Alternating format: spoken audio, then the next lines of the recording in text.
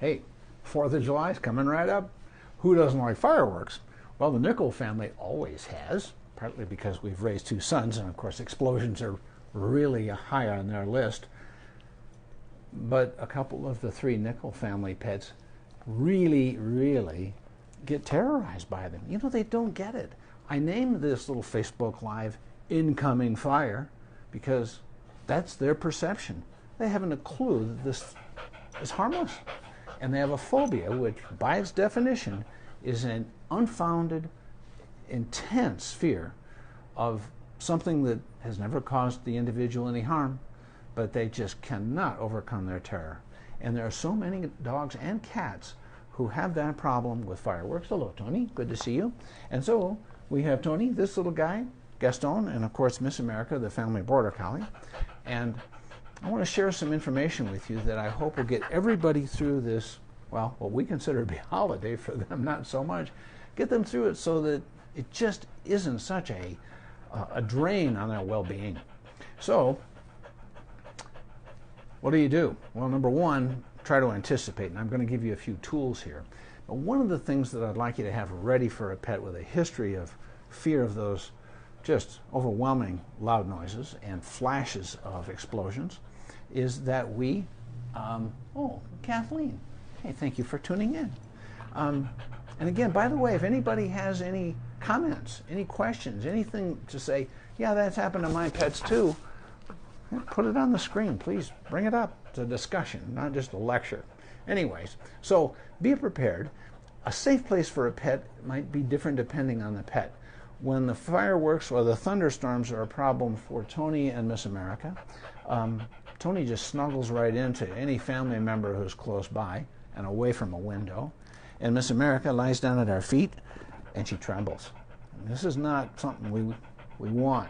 But we try very hard to anticipate these things. Now, many pets are going to do well in an interior room, ideally like a walk-in closet, for example, that has no exterior walls and no windows. And if you don't have such a thing in your house, a bathroom can help.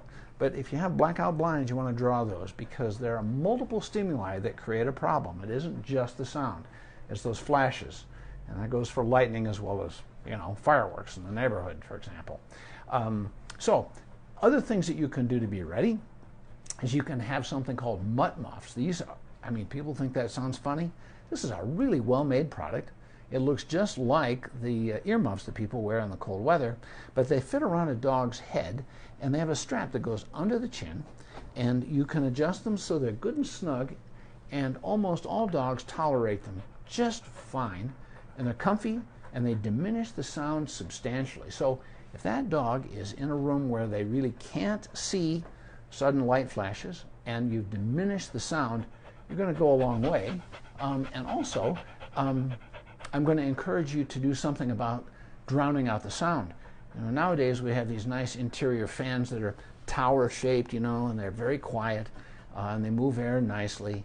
But do you remember the little box fans with the big propellers like an old-fashioned airplane? Those things have that vibrating, kind of continual drone of noise.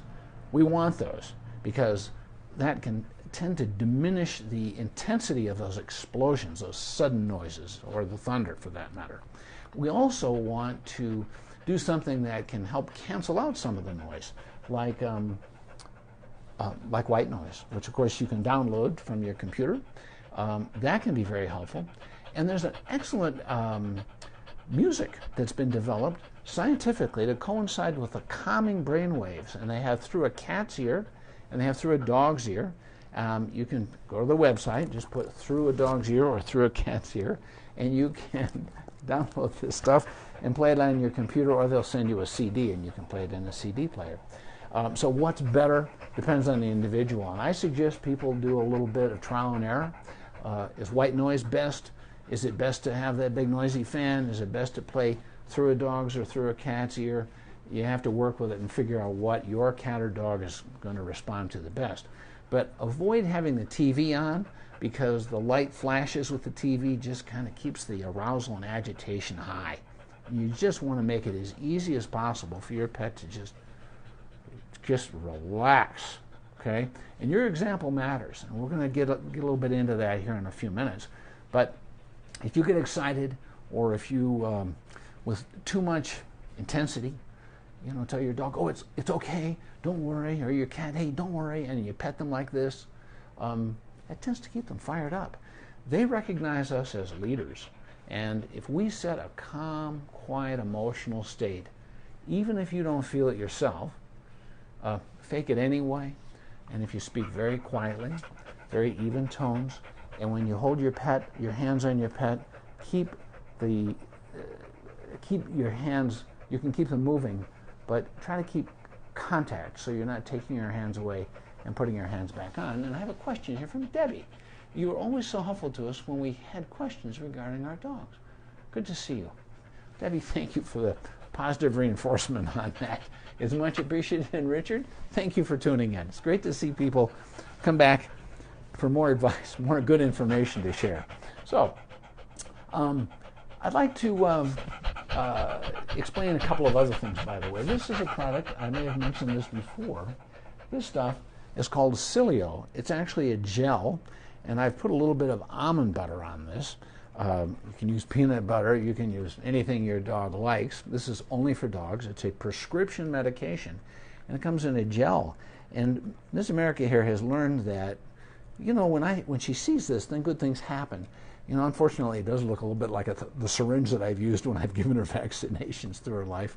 But I don't know if, there you go. This stuff is colored green, and it's a gel. And you don't really give it orally. You give it between the lower lip and the gum. And let me just show you with my finger. You just take this little corner of her mouth, and you slide that syringe back in here. This, of course, doesn't have a needle. And you slide it into this little pouch in the lower corner of the mouth between the gum and the lip. And you could put it anywhere in the mouth. It will absorb across any mucous membrane like the gums or the inner aspect of the lips. But you want to put it in there because there's a little pocket.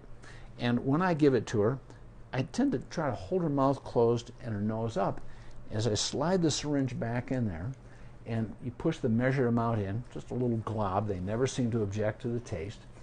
And you keep the mouth of the dog closed and the head up, because her tongue then is stuck within her teeth, and she can't get in there and get hold of it and flick it out of her mouth.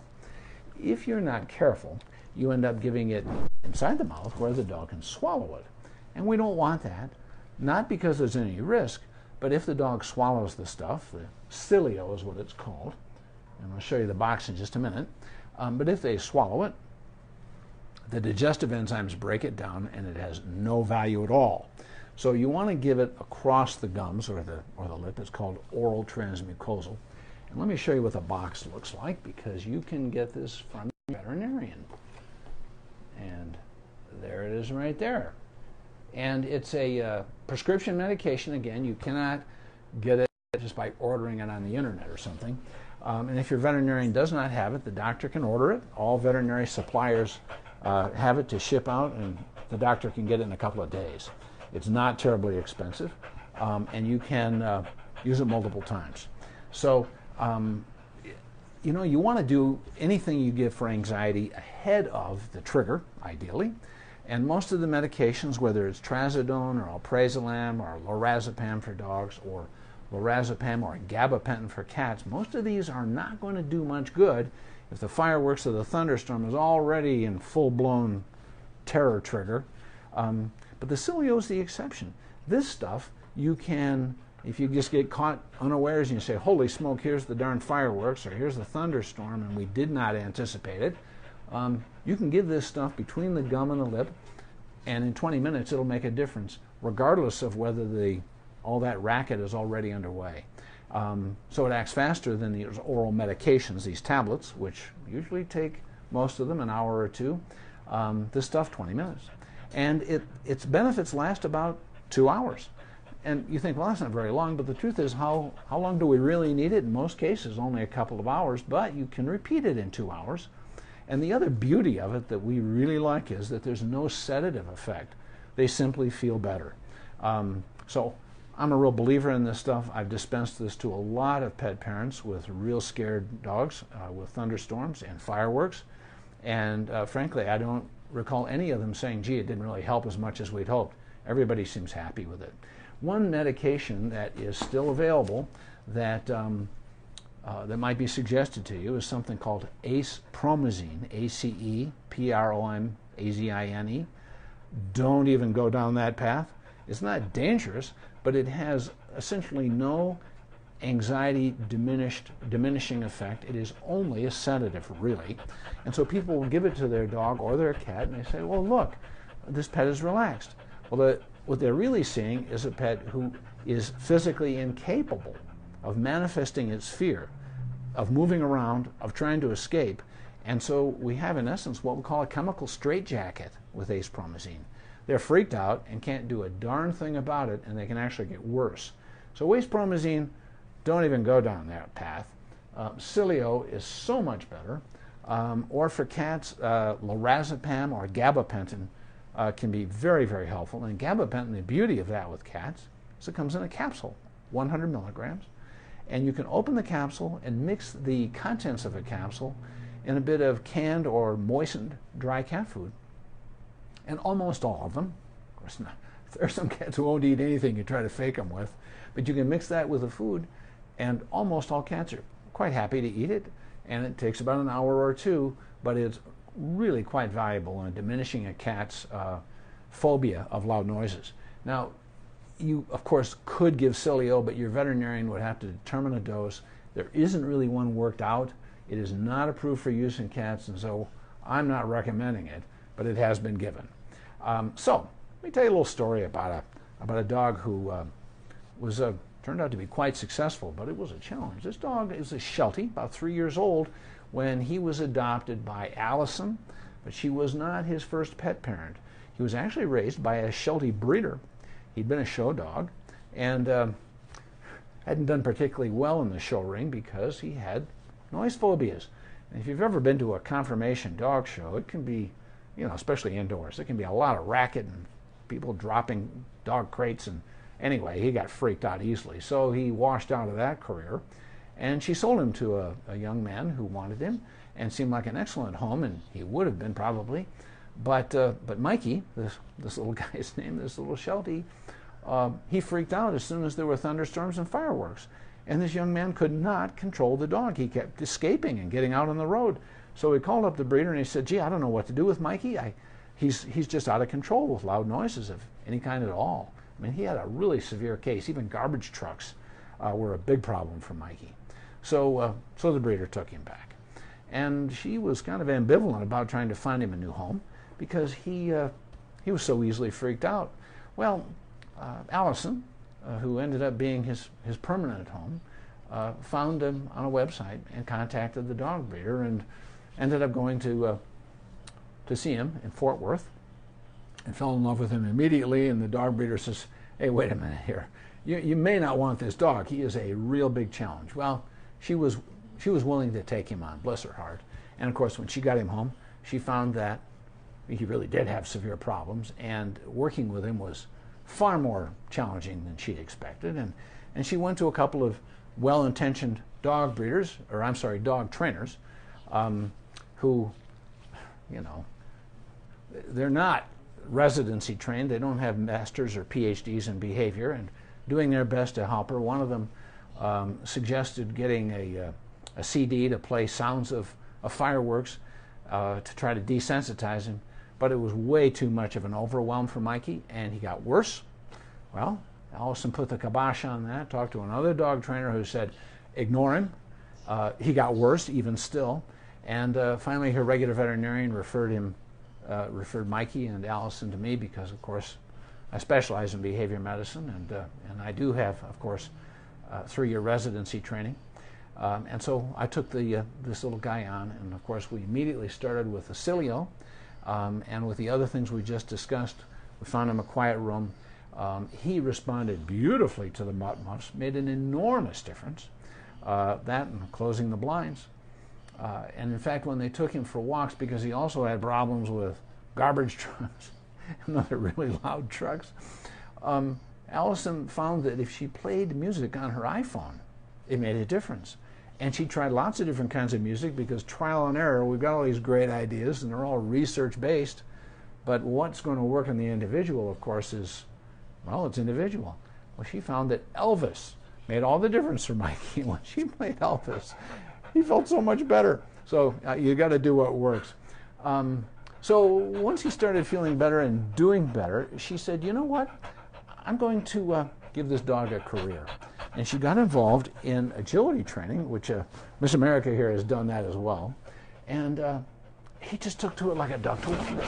And he loved this, and it was so energizing for Mikey to work for Allison in the agility ring, that it just made a new dog of him. And he's now this cheerful guy. She sent me videos of just what a delight he is to watch him run and race around the agility course. And of course, in the course of all that, they found out that he really can be motivated. And in this particular dog's case, it's verbal praise and petting, and he'll work all day for that. So you got to do what works for them. In many cases, we find that we get a food toy like a twist and treat, where you can put dry food or canned food. Yes, you've used these before, and you like this just fine. You put canned or dry food in here, and then you make it mildly challenging initially for the dog to get the food loose, and then later, if it gets pretty skilled at it, you can screw the two halves together a little bit closer and make it more challenging. But if you're anticipating fireworks, of course, we know how to follow a calendar. We know what's going to happen around Independence Day. Then you can withhold your dog's meal early on, so they're food motivated. And so when the fireworks start, you can give them really tasty food in a twist and treat like this. There are lots of different food toys.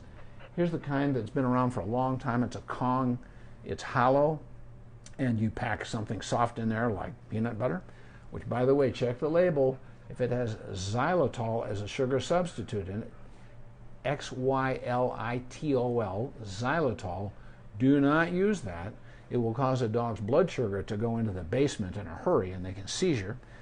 Can also cause internal problems as well. So careful with xylitol. But you can see Gaston over here enjoying the almond butter in the jar that I use to keep Miss America interested in the Cilio syringe. But anyway, if they're motivated because they're hungry, they can focus their brain and their paws and their lips and their feet on manipulating a food toy and getting the food out, because dogs are natural survivors by foraging. In the wild, they'll come upon some carcass, and they'll do what it takes to get that last little bit of gristle out of it. So if it looks like food, they're going to do it. So I'd like to show you one last thing that I've done with this little girl right here, and you can do it with cats too. Miss America, come on over here, little girlfriend, in my lap. That's a big girl.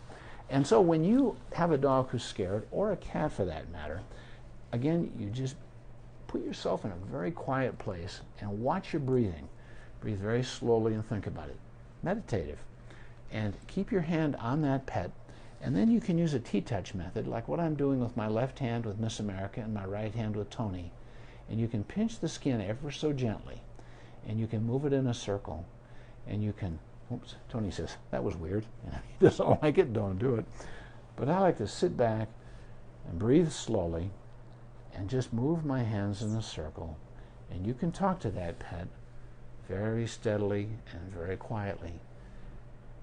And that little dog or cat will follow your emotional lead and snuggle up to you and feel your breathing, and everybody's going to relax. Just take it real slow. And you can get up and come back, but you just want to be there for your pet. Don't let anybody convince you that fear is something that you're going to reinforce by paying attention to the pet. We have good research to show that it used to be believed, and it's no longer the case. So take it slow. In fact, just sitting with a jittery, nervous dog and just touching gently and speaking very slowly and focusing on your slow, even breathing from the tummy, you're going to see that pet relax right along with you. Pets, you've probably seen the bumper sticker, who rescued whom, right? Who's getting the greater benefit from this great friendship, this great bond that we have? Sometimes it's us, isn't it? Sometimes we benefit more than the pet. So spend time together, and a little mutual therapy never did anybody any harm. Let me see if there's a question here. I just rescued a 4-week-old kitten. Any advice? Yeah. a 4-week-old kitten. There's a, I'm getting some hearts from somebody, thank you. So let's shift gears into 4-week-old kittens for a minute. There's a socialization period in cats between about the age of 5 weeks. Actually, from 2 weeks to 7 is really 5 weeks is sort of the average. And it's a wonderful time in the physical development of the feline brain, because during that time they can be exposed to any species and just about any situation and just incorporate that into how they think and what they associate with just a pleasant part of life that they accept. Cats are very different, unlike people and dogs, who through our lives big things happen, big changes occur, and most of us can figure out how to adapt, and cats are really not known for that. But if they're between 2 and 7 weeks, like that 4-week-old kitten of yours, you want to expose that little guy or girl to different kinds of situations, anything that he or she may encounter in its life with you for the next 15 or 20 years. So dogs, definitely. Now, it needs to be a dog who has experience with cats and is relaxed and low-key with cats, like Miss America, who, by the way, when we adopted her, she came from a family that had cats, and that was not an accident. I made it a point to do that. And in fact, later we got Tony from the same family, so as a kitten. So those kinds of exposure, if your little cat is going to be exposed to children at some point, then low-key, relaxed kids who can pet that cat and lure the kitty to them with treats. The cat or dog who approaches the person, that's the one who's choosing that interaction. Rushing up or even walking up and leaning over a pet can be pretty scary for some of them. So lure the kitty to you and get her started on that right now, so that she sees you with some tasty little treat and comes to you. That cat has made the choice that good things happen with these people. And so I would definitely expose her to dogs, other cats, extremely important, because if they're not raised with a litter or a mother or a colony like free-living cats, they can go through their adult life being terrified of other cats, sometimes running and hiding, horribly fearful, or exhibiting that fear by trying to chase off other cats and getting into some nasty fights. So if you want this cat to be adaptable, now is the time to expose her to anything and everything. But all those exposures need to be very low-key and relaxed. Car rides, put the cat in a crate. If you want to have that cat enjoy snuggling, play with pounce type toys, feathers on a stick, all of that kind of stuff. Tall cat tree in your home against a window, all of those things. Many people, for example, if they're not going to have their cat go outside some of the time by itself, they teach the cat to wear a harness and go for leash walks. Age 2 to 7 weeks is the perfect time to get that cat used to all of those things. And so, what about the loud noises? Well, most of these phobias, like fireworks and thunderstorm phobias, are problems that are kind of genetically driven. If you want to see if this cat can tolerate that kind of stuff, again, now's the age, but it should be very, very low volume. So if you ordered a CD, for example, of loud noises like fireworks and thunder, play it super, super low volume for that new kitten. And the kitten can say, okay, that's not a problem.